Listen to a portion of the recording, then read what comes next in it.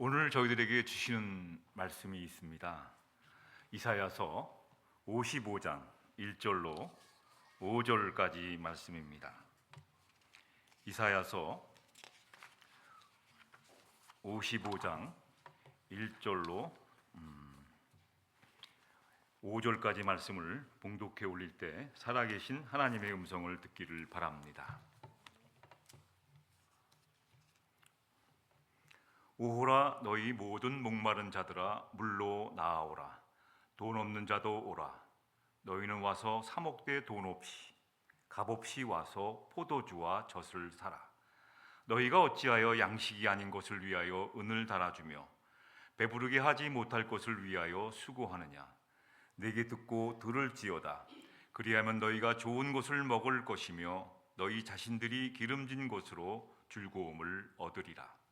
너희는 귀를 기울이고 내게로 나와 들으라. 그리하면 너희의 영혼이 살리라. 내가 너희를 위하여 영원한 언약을 맺으리니 곧 다윗에게 허락한 확실한 은혜이니라. 보라, 내가 그를 만민에게 증인으로 세웠고 만민의 인도자와 명령자로 삼았나니 보라, 네가 알지 못하는 나라를 내가 부를 것이며 너를 알지 못하는 나라가 네게로 달려올 곳은 여호와 네 하나님 곧 이스라엘의 거룩하신 이로 말미암음이니라. 이는 그가 너를 영화롭게 하였느니라. 아멘.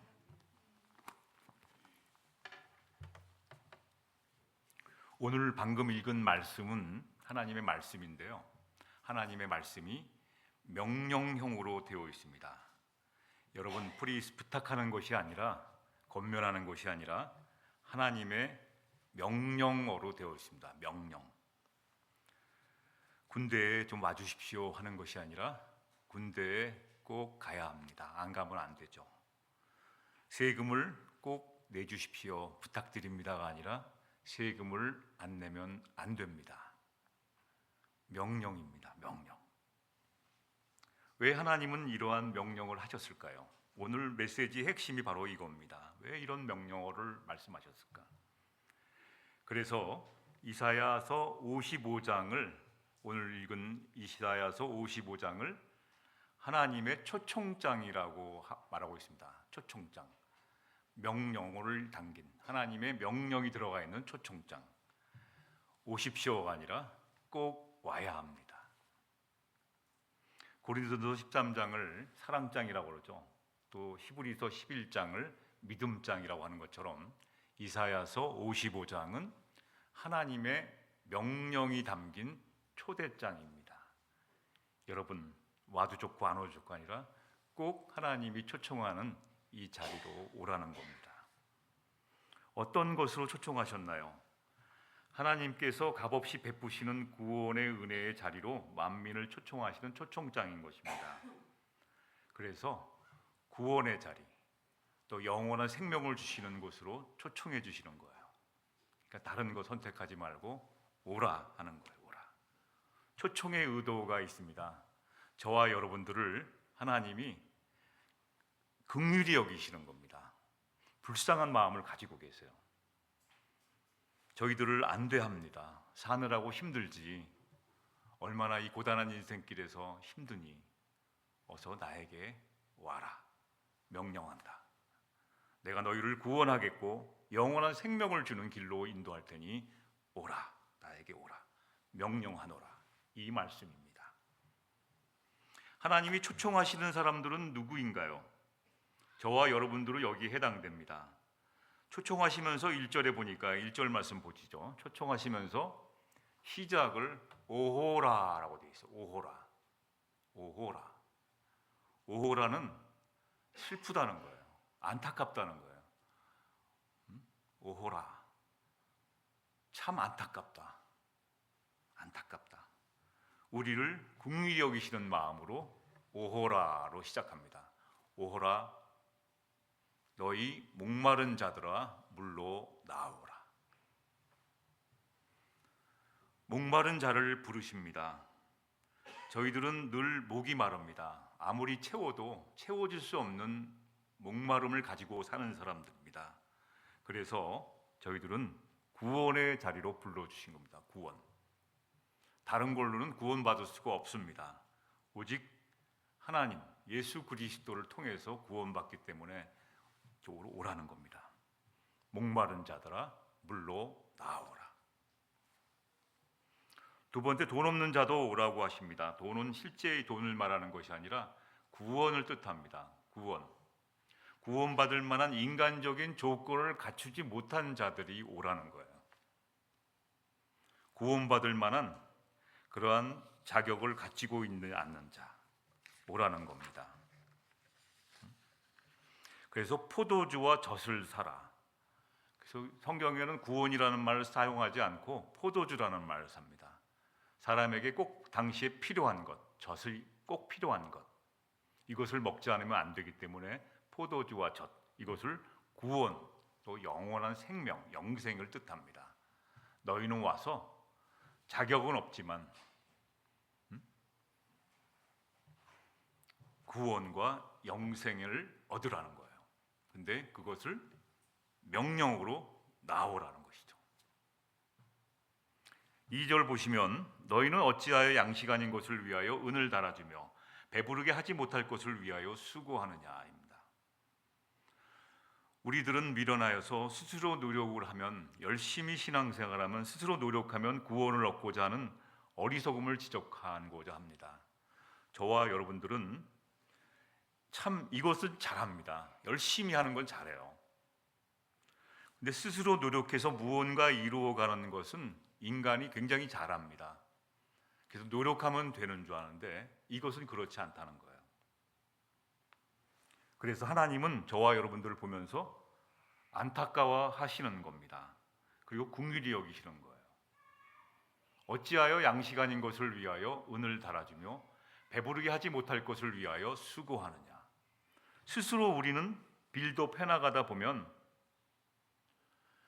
늘 열심히 스스로 빌드업을 해나가면 이렇게 뭔가를 이루어 나가다 보면 이상하게 기쁨과 감사와 평안이 와야 되는데 불안과 염려가 찾아오기 때문에 하나님은 그 길이 아니라 이 길로 오라고 명령하신 겁니다.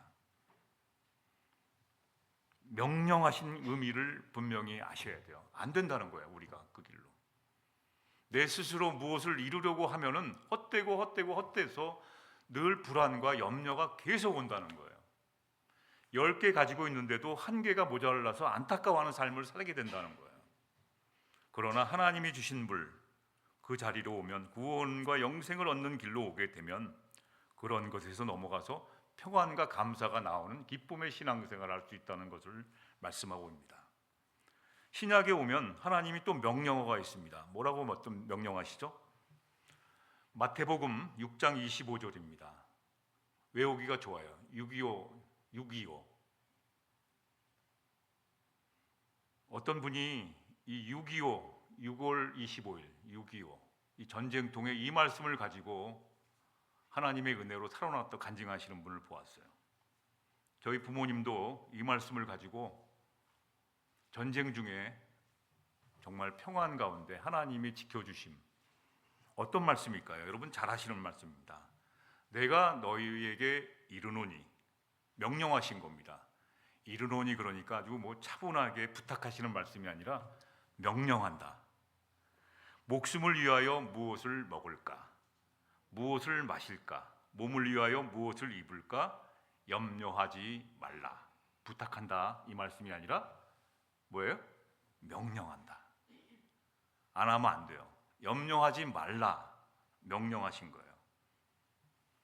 6월 25일 6.25 말씀입니다. 마태복음 6장 25절 말씀. 전쟁 중에도 염려하지 말래요. 이제 죽게 됐는데 어떻게 염려가 안 합니까? 염려하지 말라고 명령하셨어요. 그 명령을 받던 사람은 염려 안 하게 만들어 가신다는 것이죠. 저희가 염려한다고 나라가 제대로 서겠습니까, 여러분? 저희가 염려한다고 해서 저희의 건강을 지킬 수 있다고 생각하십니까? 그래서 늘 이렇게 이 기본적인 것에 대해서 하나님을 모르는 자들에게 하나님은 시청각 교육을 시키세요. 공중에 나는 새를 보라. 새를 보세요. 들에 핀 꽃을 보라. 아무도 관심 갖지 않는데 하나님이 길러주시는 것. 털 하나 건드리지 않도록 생명을 유지하시고 창고에 쌓아두지도 않고 먹이시고 입히시는 그걸 보라는 거예요. 어떻게 저 새들이 살아가나. 걱정과 염려는 이게 해석되어 있어요. 걱정과 염려라는 단어의 정확한 뜻은 어떨 때 사용하는 거냐면 주로 음식이나 돈, 렌트비, 시험, 병원, 진료 같은 일상적인 것들에 관한 일시적인 스트레스가 걱정과 염려입니다. 하나님이 하지 말라고 명령하셨어요. 걱정하지 말라고. 걱정은 삶의 뭔가에 관해 지나치게 골똘하게 고민하는 데서 비롯됩니다. 자녀가 공부하라고 골똘하게 고민해도 공부 열심히 안 할 때가 있고 골똘하게 고민 안 해도 공부 열심히 할 때가 있어요. 하지 말라는 것이죠. 그런 걱정하지 말라는 거예요. 하나님이 해주시겠다는 겁니다. 그리고 불안이라는 것은 어떤 것인가요? 불안을 정리했습니다. 불안이라고 하는 말은 어떤 상황이 자신이나 사랑하는 사람들에게 실질적으로 위협이 된다고 생각하는 데서 비롯된 깊고 강한 스트레스가 불안입니다. 이는 삶의 배경에서 이 불안하게 되면 늘 사운드 트랙으로 나에게 울려오는 겁니다. 계속 민감하게 돼요. 불안이 늘 달고 사는 것이죠. 이 불안에 대해서 통계가 나와 있어요. 미국에서 있습니다. 미국에서 불안장애는 가장 흔한 정신질환입니다. 미국에서 제일 많은 병원이 정신과입니다, 여러분. 흔한 질환이에요. 미국의 인구 19.1%인 4천만 명이 이 질환에 시달리고 있어요. 불안한 증세. 평안하지가 않아요. G세대 91%는 스트레스와 불안으로 인한 심각한 심리적 증상을 호소하고 있습니다, 여러분. 지금 애들도 굉장히 힘들어해요. 아니, 먹을 게 없나, 쟤네들이 부족한 게 뭐가 있나. 그런데도 심각한 심리적 증상에 호소하고 있습니다. 미국 질병통제예방센터는 끊임없이 슬프고 절망적이라고 말하는 10대 여자아이들, 죽고 싶다 이렇게 말하는 10대 여자아이들이 2011년 이후로 36%에서 57%로 증가했다고 통계 자료를 내놓고 있어요. 13세, 18세 청소년의 거의 32%가 불안장애에 시달리고 있어요. 아이들이 기도회에 몇백 명이 참석했어요. 지난번에 CCC 기도회에 갔더니 애들이 와서 기도했는데 몇 시간 동안 울고 있어요. 난 쟤네들이 믿음이 좋은 줄 알았어요. 그래서 목사님한테 와, 정말 쟤네들이 믿음이 좋네요. 그랬더니 그 대표하는 목사님이 믿음이 좋은 게 아니래요. 그냥 삶이 너무 힘드니까 불안해서 기도회 자리에 와서 그냥 앉아서 운대요. 그렇게 힘들다는 거예요. 가진 것이 없습니까? 뭐가 없습니까? 불안장애. 그냥 울다 간다는, 그 자리에 앉아있다가 간다는 거예요. 그냥 소리치고 혼자 울다 간다는 거예요. 기도하는 게 아니래요. 그냥 울다 가는. 물론 기도하는 사람도 있죠. 세계보건기구는 팬데믹 때문에 불안과 우울증이 25%나 증가했다고 보고했습니다.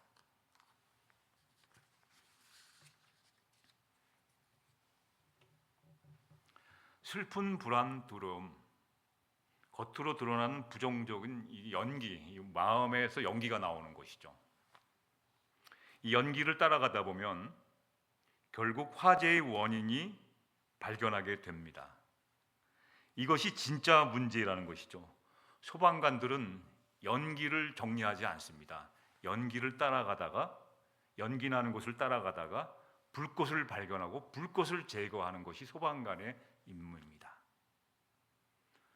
저희들은 연기가 납니다. 감정이 이렇게 연기가 나오죠. 막 힘든 게 연기가 나오면 그 연기에 나오는 것, 슬픔, 불안, 두려움 등 겉으로 나타나는 것을 따라가다 보면 내면의 깊은 곳으로 들어가면 무엇이 내 안에 힘든 것인지가 타오르고 있는 불꽃을 발견하게 된다는 것이죠. 그게 원인이라는 겁니다. 하나님이 그것을 잘 알고 계시다는 거예요. 하나님이 그것을 알고 있기 때문에 이렇게 불안하고 걱정하고 염려하지 말라고 명령하신 겁니다. 너희들은 나에게 와야 한다는 거예요. 오라, 오호라. 목마른 자들아 다 내게로 오라는 겁니다. 우리의 걱정, 염려, 슬픔, 불안, 두려움이라는 연기를 따라 들어가다 보면 진짜 불이 나고 있는 화재의 원인이 무엇인가가 알게 되는 것이죠. 우리 진짜 내면의 하나님이, 우리가 진짜 하나님을 믿고 있는가? 내면의 하나님이 안 계셔요. 나의 힘든 부분을 따라가다 보니 내 안에 하나님이 안 계셔요. 가짜 예배를 드리고 있는 거예요. 거짓 신을 내세워놓고 그것에 예배드리고 있는 것은 아닌지 하나님이 그것을 다루어 주신다는 거예요. 즉 하나님이 너무 내 안에 작게 안 계실 정도로 보이지 않게 희미하다는 거예요. 내가 너무 나와 있고 예수님은 잘 안 보인다는 거예요. 예수님이 우리 가정에 있긴 있는데 문 밖에 서 계신다는 것이죠. 우리 교회에 있긴 있는데 문 밖에서 서 계세요. 이 안에 못 들어오시고. 내 안에 예수님이 내가 믿긴 믿는데 내 안에 안 계시고 너무 작게 있다는 거예요. 원인이 그거라는 거예요. 힘들어요. 어떻게 죽겠어요. 못 살겠어요. 두려움, 불안해요. 하는 것들을 따라가다 보니까 진짜 내면의 문제, 불꽃이 거기가 문제구나 하는 것들을 하나님이 다뤄주시겠다는 거예요. 오늘 그 말씀이에요. 목마른 자들아. 나의 문제가 너무 크게 보이고 하나님이 안 보일 때 그게 문제라는 것이죠. 하나님이 너무 작아져서 나의 문제만 크게 보이는 것이 불안입니다. 염려고 슬픔이고 불안이에요. 걱정. 왜 하나님이 이렇게 안 보일까요? 첫째는 하나님이 나의 일상에 너무 쪼그라져 계시더라고요. 그러다 보니까 슬픔이 떠오르고 불안이 떠오르고 걱정, 두려움이 자꾸만 이렇게 피어 올라와서 자꾸만 커지니까 하나님이 쪼그라져 있으니까. 그래서 예수님이 공중의 새를 보라, 들의 피를 보라, 들의 핀 꽃을 보라라고 말하는 사람의 대상이 누군가요? 예수님을 잘 믿는 사람들에게 하신 말씀이 아니에요. 공중의 새를 보라, 걱정, 염려로 더불어 사는 사람들에게 하시는 말씀인데 왜 이걸 보라고 말씀하셨을까요? 직접 봐라. 하나님이 명령하신 염려하지 말라고, 걱정하지 말라고 명령하셨는데 그것을 못 알아듣는 사람은 누구인가요? 다시 말하면 하나님을 모르는 사람들에게 하신 말씀이에요. 근데 저희들은 믿노라면서 하나님이 안 계시니까 이 말씀을 못 알아듣는 거예요. 하나님이 명령을 왜 하셨을까? 예를 한번 들어보겠습니다. 인간은 나와 다른 사람이 너무나 많습니다. 이 돈에 관해서 두 종류의 인간이 있습니다. 돈에 관해서 예를 들어서 보너스 5,000달러를 받았습니다. 500달러를 받았 5,000달러, 500달러, 5,000불을 받았어요. 보너스로. 그런데 이 돈에 관해서 소비형 인간이 있습니다. 5,000달러를 받으면 와, 이게 웬일이냐 하면서 5,000달러를 가지고 평소에 못 사던 것을 막 장만합니다. 가구도 사고 뭐 노트북도 사고 뭐 이렇게 신 것을 자꾸 사요. 5,000불을 이렇게 다 써버리는 사람이 있어요. 돈에 관해서. 그 다음에 저축형 인간이 있어요. 5,000불이 딱 생겼다면 이 다음에 혹시 내가 앞으로 닥칠 어려움이 생기면 그때 써야지. 응? 혹시 인생에 굳은 날이 오면 그때 써야지 하면서 모아두는 이 인간형이 있습니다.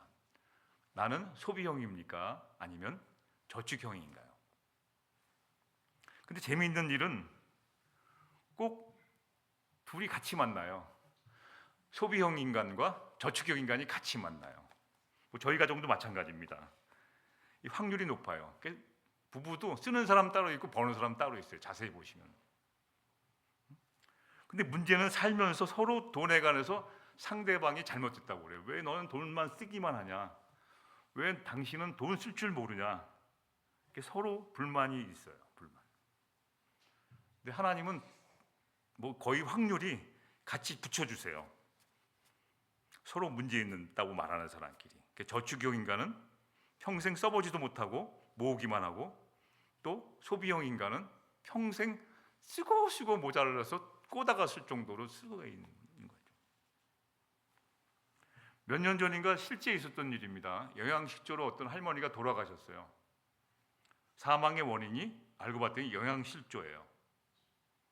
근데 그 할머니가 살고 있는 집에 텔레비전에, 중고 텔레비전 뒤를 열어보니까 거기에 8만 불인가 몇만 불이 들어있었다는 사실입니다. 이 할머니는 평소에 남편이 돈 쓰는 것에 대한 불만을 갖고 있었다고 합니다. 여러분, 저축형 인간, 소비형 인간, 하나님은 잘 알고 계세요. 그래서 돈 없이 값 없이 와서 포도주와 젖을 사라고요. 그걸로 해결이 안 돼, 인간의 문제는. 그래도 불안합니다. 안 쓰고 영양실조 걸릴 정도로 돈을 모아두고 텔레비전에 감춰두고.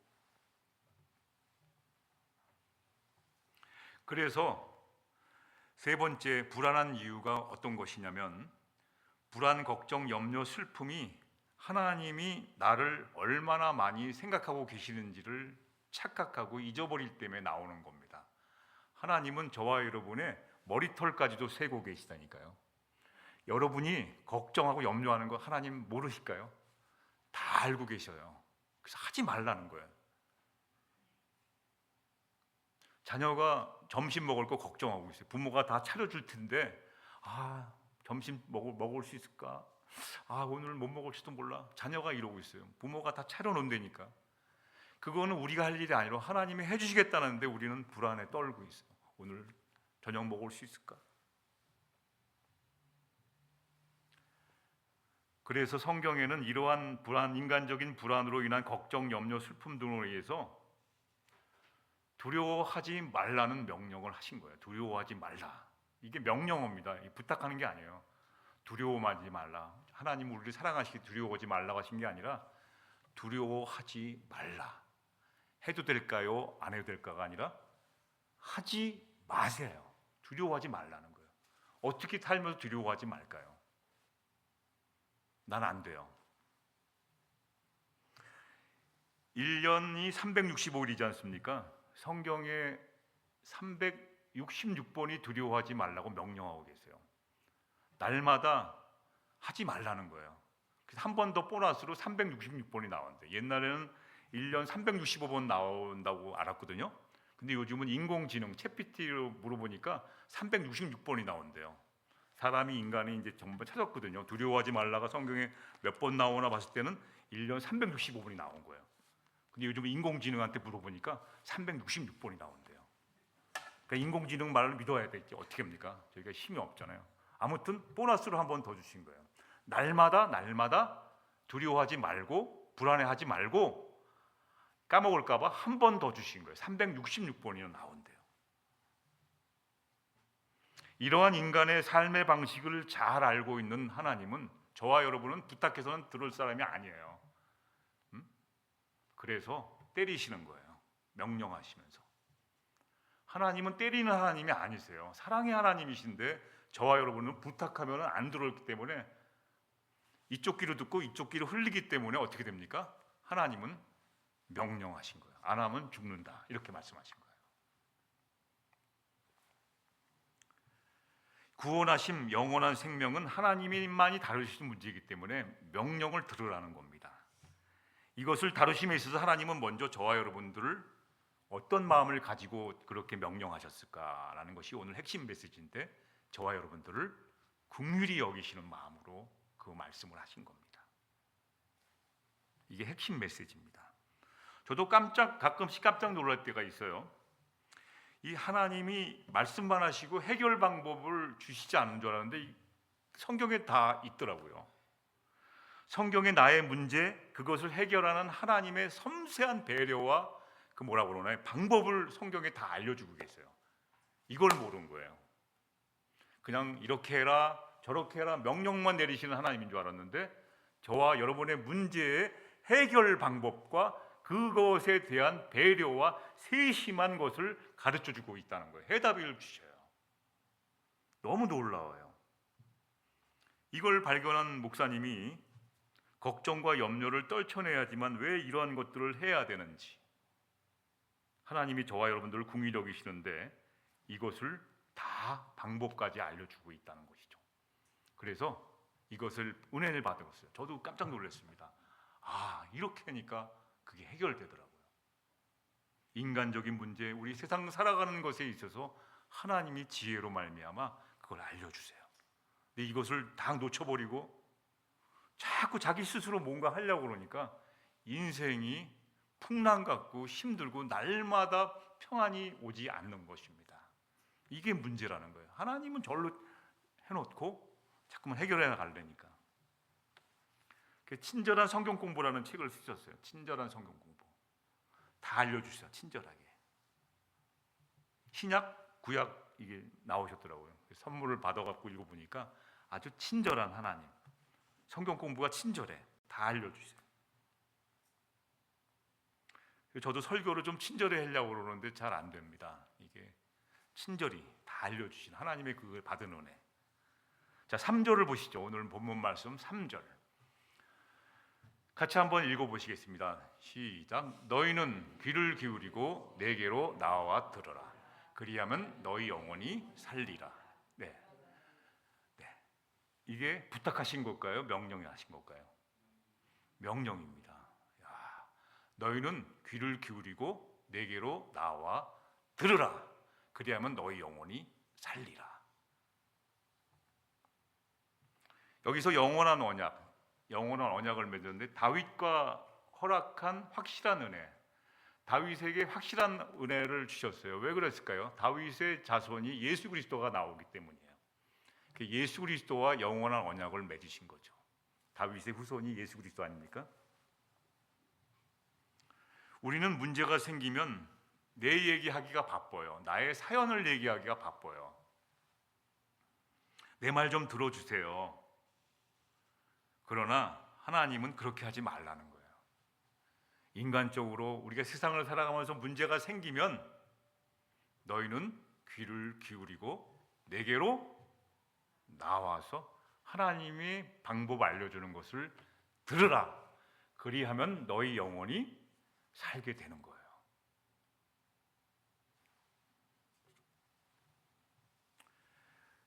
이것이 하나님의 명령어입니다. 우리는 예수 그리스도를 통하여 구원받습니다. 4절에 보면 너희 만민에게 증인, 만인의 인도자, 명령자가 바로 예수 그리스도라는 거예요. 예수 그리스도.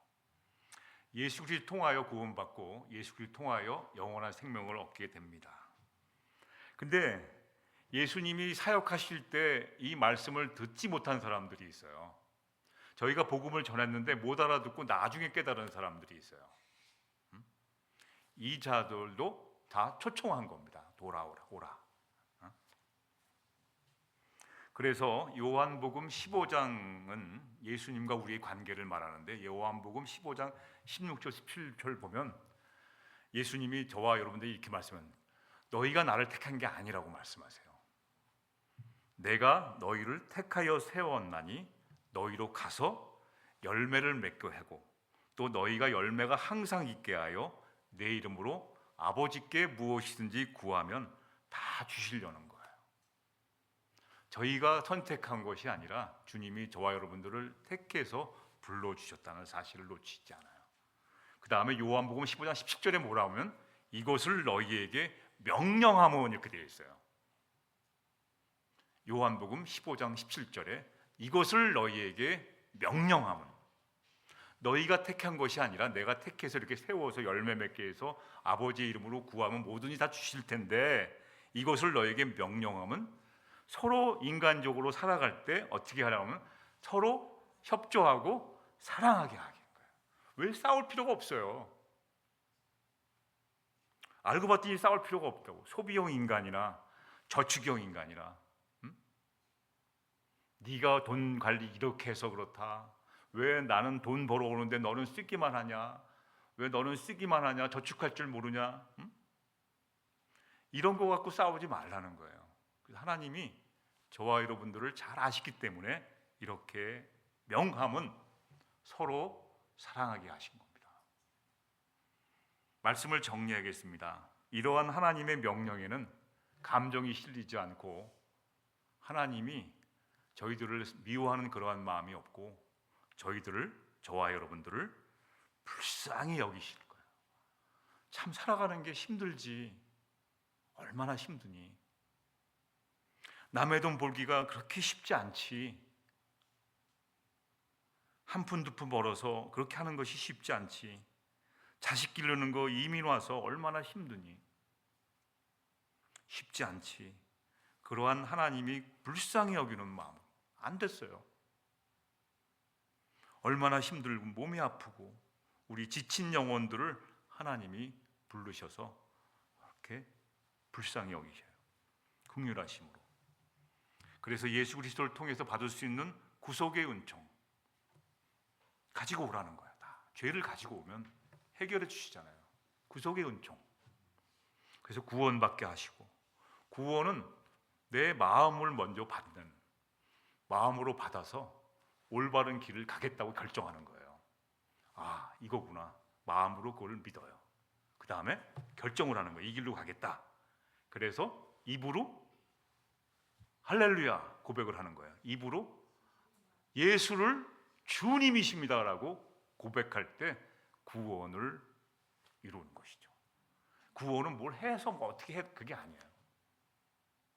마음으로 믿고 올바른 길을 결정하고 내가 그 다음에 입으로 시인하는 거예요. 오늘은 시인하고 내일은 몰라요. 이게 아닙니다.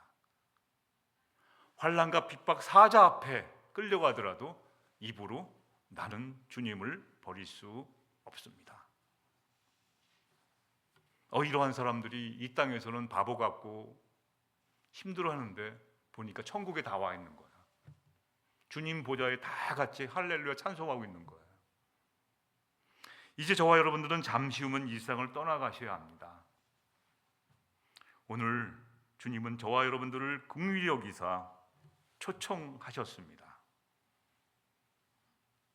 목마른 자들아 다 오라. 오라 오라. 다 주겠다. 이 영원한 생명에 초청하시는 하나님의 은혜와 사랑이 담긴 이 놀라운 명령들에 순종하셔서 걱정, 근심, 슬픔이 없는 그리스도와 동행하는 이 땅 위에서 하나님 나라의 풍성한 은혜를 누리시다가 그 다음에 죽어서 저 하나님 나라에 저 천국에서 영원한 찬송 부르시는 우리 모두가 되시기를 주님의 이름으로 기도드립니다. 기도하십시다.